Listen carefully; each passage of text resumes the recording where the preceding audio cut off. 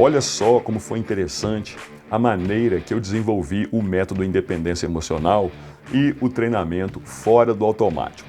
O catalisador do evento foi um descongestionante nasal altamente prejudicial para a saúde, o Afrin 12 horas adulto. Eu fui viciado nessa porcaria por 5 anos da minha vida.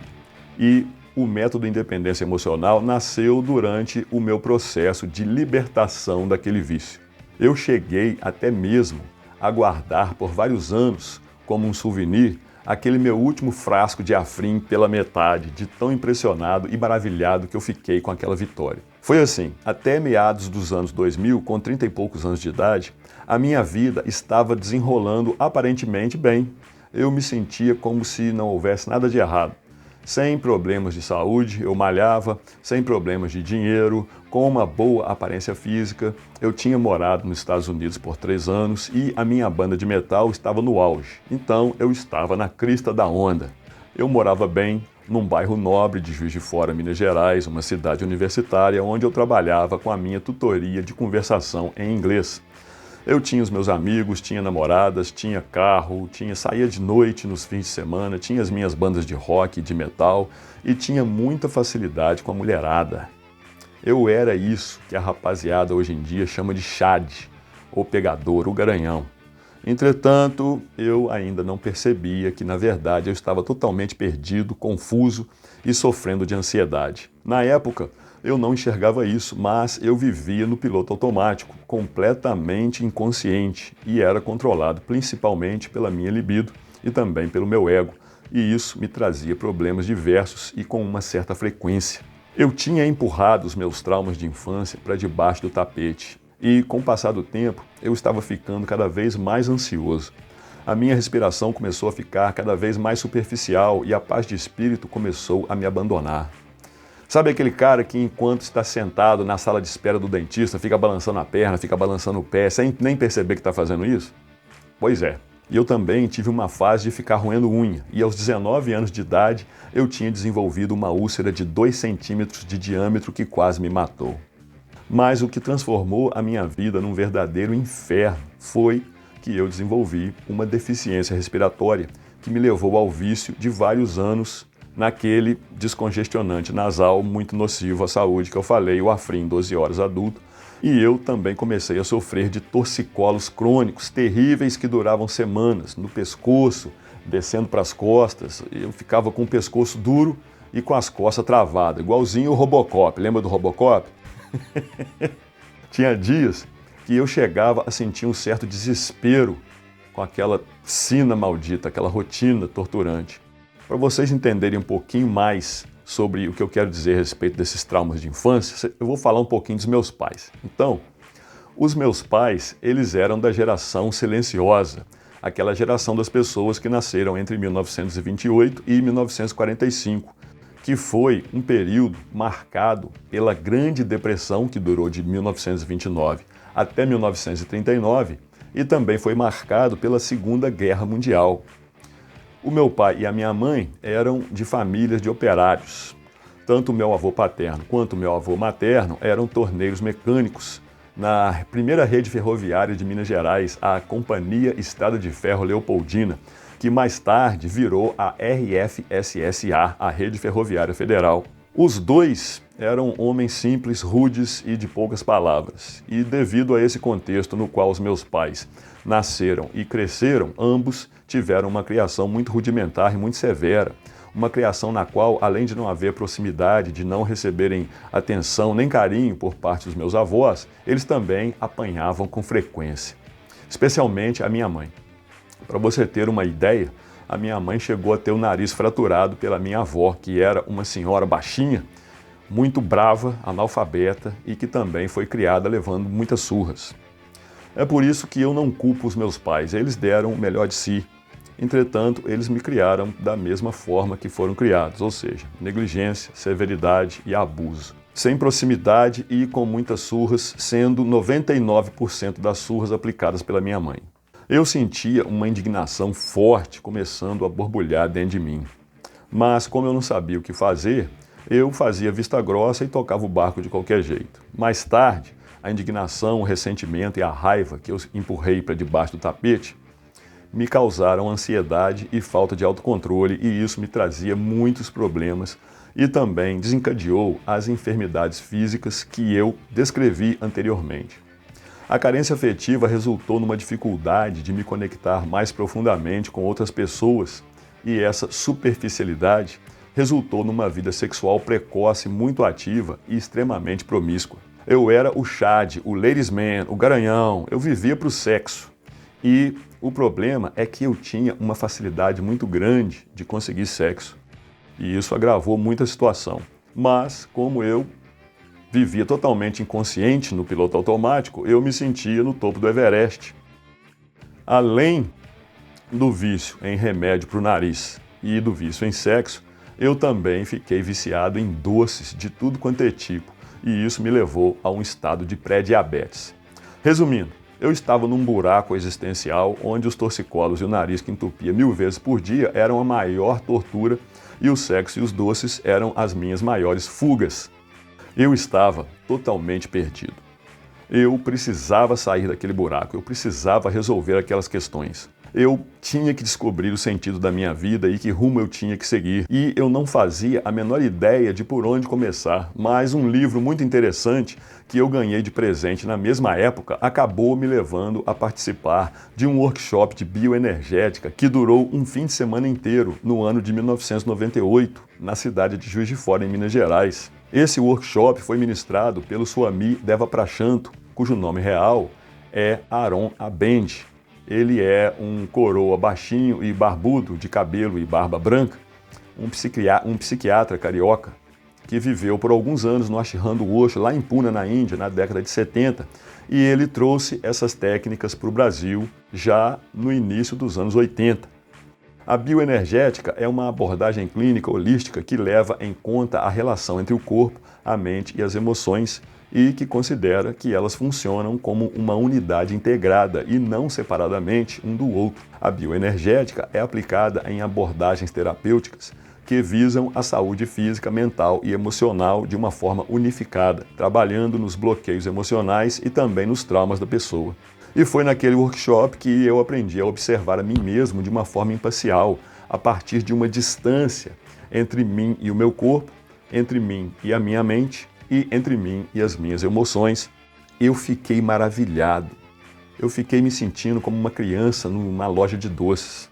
E eu acabei ficando mais entusiasmado ainda ao descobrir que eu podia fazer aquilo durante qualquer atividade corriqueira do dia a dia. O que eu tinha que fazer era simplesmente observar, testemunhar as várias facetas de mim mesmo, a partir de uma certa distância, sem apego, de forma imparcial, sem me envolver, sem me identificar. Desse jeito, você começa a enxergar os seus próprios defeitos e padrões inconscientes, especialmente os padrões negativos. A partir de então, sem pressa, eu continuei praticando, continuei estudando, garimpando e descobrindo novas ferramentas fundamentais que não tinham sido ensinadas naquele workshop, mas que agregavam um enorme valor a tudo que eu já tinha aprendido até então. A minha vida foi seguindo assim até que em 2007, 2008, mais ou menos, eu cheguei no auge do meu sofrimento com entupimento crônico de nariz. Olha, eu cheguei até mesmo a ter os meus cornetos nasais cauterizados pelo otorrinolaringologista, mas não adiantou nada. E por causa disso, durante uns 5 anos mais ou menos, eu fui viciado no tal descongestionante que eu falei antes, o Afrin 12 horas. Mas foi nessa época que eu comecei a ficar com uma professora de yoga, linda, inteligente, cheirosa, com uma voz suave, loura, com os cabelos longos e ondulados, olhos verdes, uma pele sempre bronzeada porque ela adorava tomar sol. Ela tinha a minha idade e era absolutamente dedicada à profissão dela. Ela era uma verdadeira amante da yoga. E na primeira noite que eu passei na casa dela, quando foi ali mais ou menos para as 3 horas da manhã, ela, chocada, porque vendo que eu acordava várias vezes para pingar remédio no nariz, ela virou para mim e disse: "Haha, vamos resolver isso agora. Eu vou te ensinar uma respiraçãozinha mágica que vai acabar com esse seu tormento." Então, em poucos segundos, ela me ensinou a respiração Ujjayi, que aqui no Brasil é chamada de respiração vitoriosa. Foi tiro e queda. Naquela mesma noite eu fiquei livre do Afrin 12 horas, dormi muito bem e nunca mais fiquei com o nariz entupido. Eu fiquei de cara totalmente blown away, porque, pensa bem, um vício intenso de mais de 5 anos naquele remédio desapareceu em poucos segundos, só por causa de uma respiração um pouco diferente que eu nem sabia que existia. Até a respiração Ujjayi eu descobri graças ao sexo, né? Porque se não fosse a atração física entre eu e ela, a gente não teria dormido junto e ela não teria sabido do meu incômodo noturno. Cara, eu mal conseguia acreditar, eu estava nas nuvens. Eu vou ser eternamente grato a ela por ter me ensinado a respiração Ujjayi. Aquela descoberta foi o início de tudo, mas aquele foi apenas um dos benefícios dessa técnica de respiração. Eu fiquei pensando naquilo e como eu já praticava a autoobservação desapegada desde 1998, eu comecei a usar a respiração Ujjayi enquanto me observava durante o dia. Foi a melhor ideia que eu podia ter tido. A partir dali, eu comecei a descobrir um por um todos os poderes da respiração Ujjayi. E no final das contas, além de me livrar do vício no remédio de nariz, a respiração vitoriosa foi a chave para eu desenvolver a minha autoconsciência, a presença plena. Também desenvolver o autodomínio e também o meu autoconhecimento.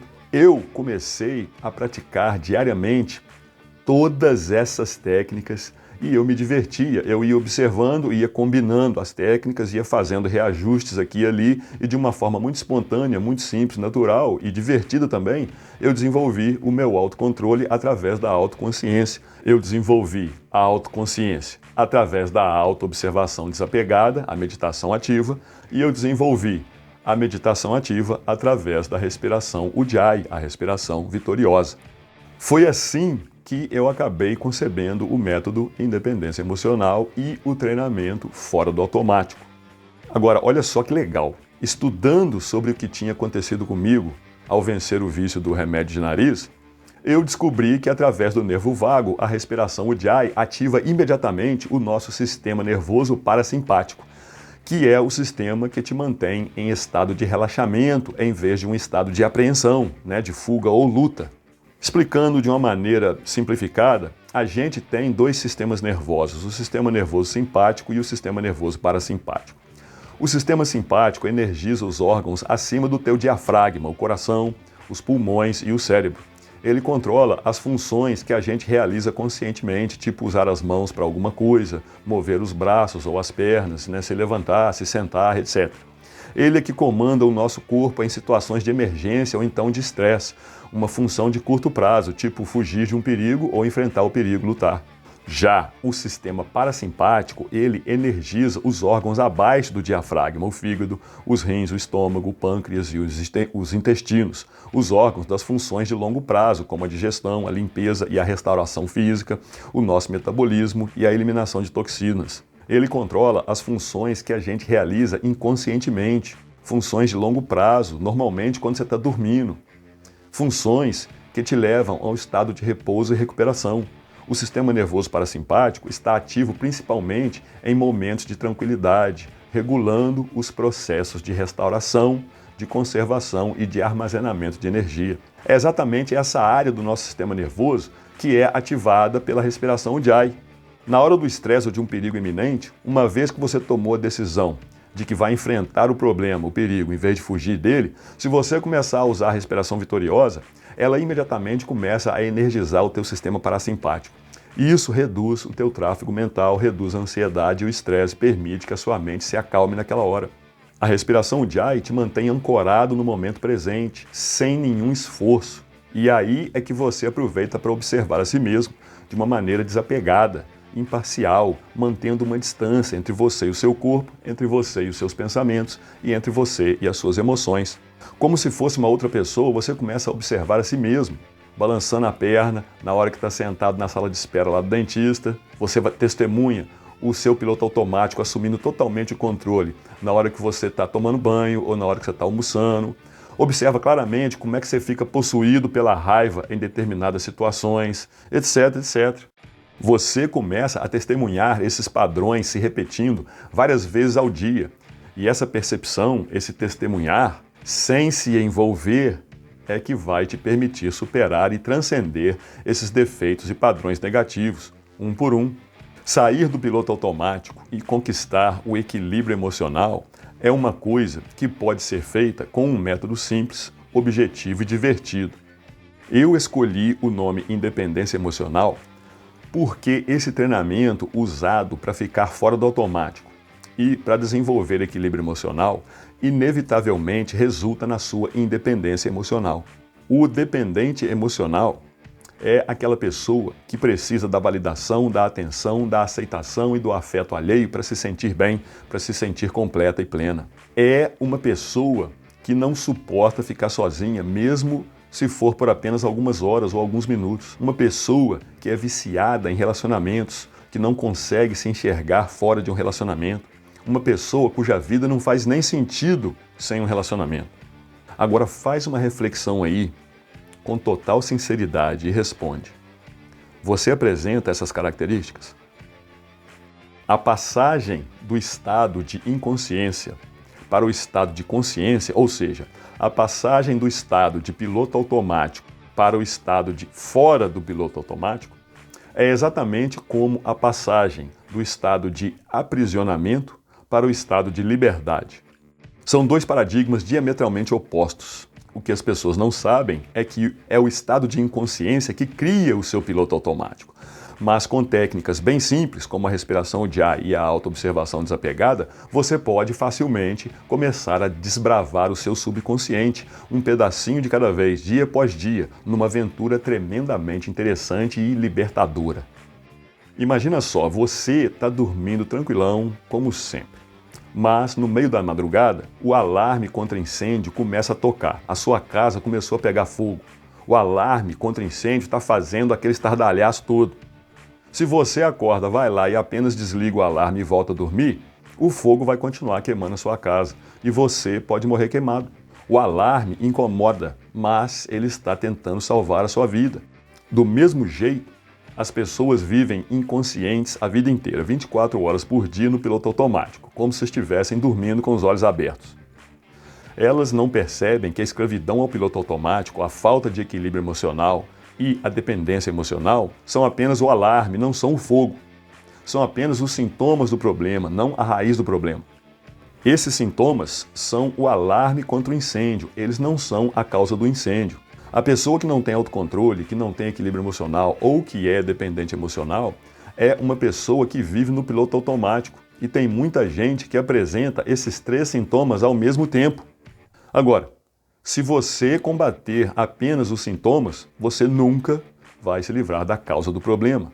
Não desperdice o seu tempo com paliativos, vá direto na causa do problema. Vivendo no piloto automático, você nunca está no momento presente. Ou seja, é o teu piloto automático que está vivendo a sua vida no seu lugar. O maior problema é que você está tão identificado com o seu piloto automático que você nem percebe que ele toma a frente de tudo que você faz no seu dia a dia. O seu piloto automático fala por você, ele age por você, ele come por você, toma banho por você, ele caminha por você, ele dirige por você, faz sexo por você, ele faz tudo por você. Ele só não te ajuda. O seu piloto automático dirige a sua vida enquanto você fica adormecido no banco do carona, totalmente inconsciente, adormecido. O seu piloto automático existe para te ajudar de vez em quando, como se fosse uma ferramenta, mas você deixou ele se apoderar do seu corpo e da sua mente. Você virou um mero marionete nas mãos do seu piloto automático. As suas emoções te cobram um preço alto por essa sua autonegligência. E é exatamente por isso que existe tanto arrependimento, remorso, confusão e tristeza no mundo. O piloto automático faz a lambança e é você quem se arrepende mais tarde, num momento raro e efêmero de consciência, de lucidez. Mas rapidamente a sua identificação com o seu piloto automático volta a te dominar de novo. Agora, com o auxílio da respiração Ujjayi, a autoobservação desapegada é a ferramenta mais eficaz para reverter essa situação, para você deixar de ser dominado pelo seu piloto automático. Isso porque ela te leva para dentro de si mesmo. E os maiores problemas que a gente enfrenta são internos, não externos. Eles não vêm do lado de fora. Eles nascem dentro da gente e são cultivados por nós mesmos, dia após dia.